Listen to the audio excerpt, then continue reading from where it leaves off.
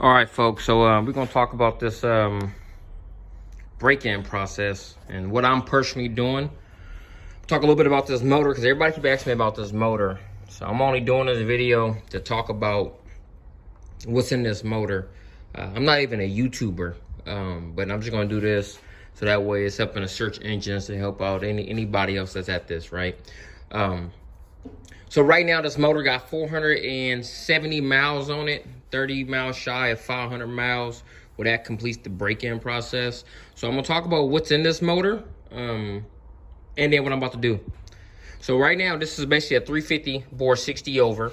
I got flat top pistons in it, Edelbrock RPM heads, Summit K1103 camshaft, what else? Comp roller rockers, Edelbrock RPM Q-jet manifold, even though this is an AFB.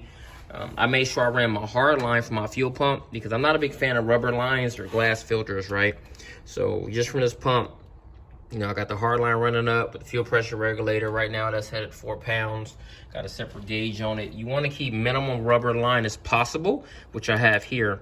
The timing on this thing is set, I believe, is 16 degrees. Initial 36 all in. I got 10 degrees of vacuum advance added.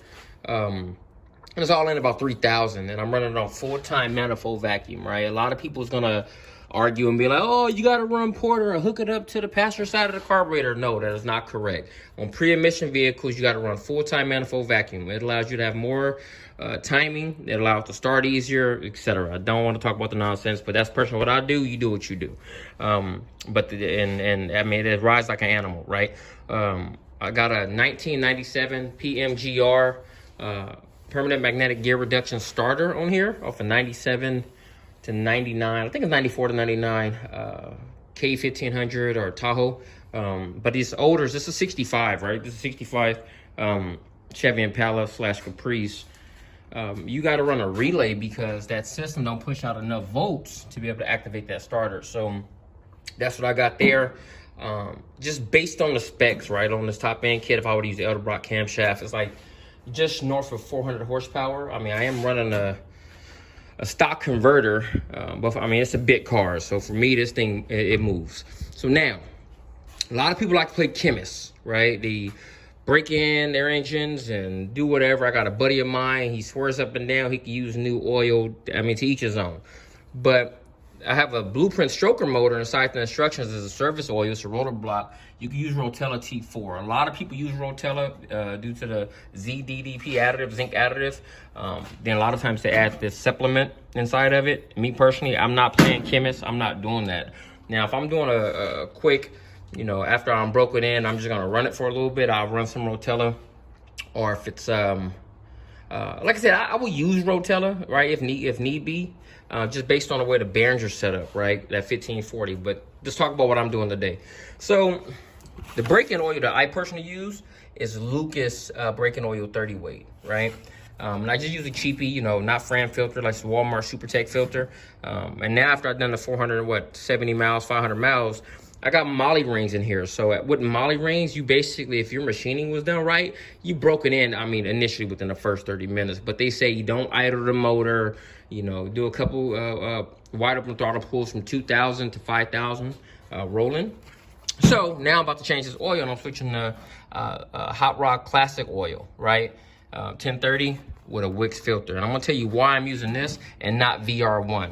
The reason I'm not using VR1 is this car sits. I mean, I do 3,000 miles a year. That's the most miles I've done in 500 miles on this with this vehicle in the last 10 years, right? And I'm actually using it. And the Lucas is, I mean, it's designed for vehicles with long-term storage, right? VR1, I mean, granted, it has a little less ZDP in it, but I mean, it's designed for people who's racing. And to be honest with you, I am not a racer. I may drive a little crazy, but I'm not racing, right? So let's talk about what it says on the bottom of this bottle here. Let's see. So it's right there. Contains high levels of zinc necessary for flat tappet. Contains special Lucas additives that prevents rust and corrosion and dry startups with long periods of non-use. So, like, for instance, I built this motor back in September. Put 150 miles on it, and it's set until last week, right? So let's just be for real.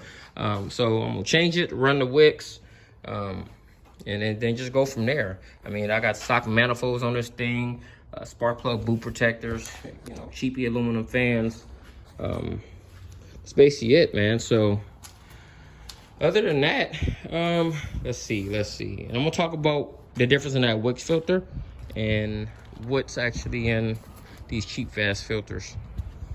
So as you can see, you got paper end caps right here.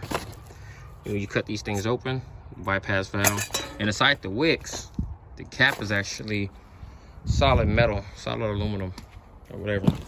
Metal cap, steel cap, whatever. But the point of it is that I don't feel comfortable with a vehicle that sits for a long period of time with paper caps. So anyhow, that's basically it.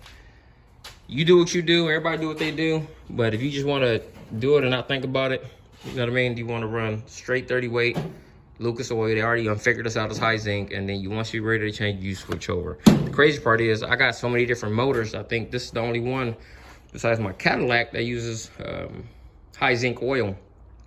This fastback here has got a roller in it, so, and the El Camino, it's an LS swap, so I don't need that. So it's crazy. We got all these cars that they take different stuff.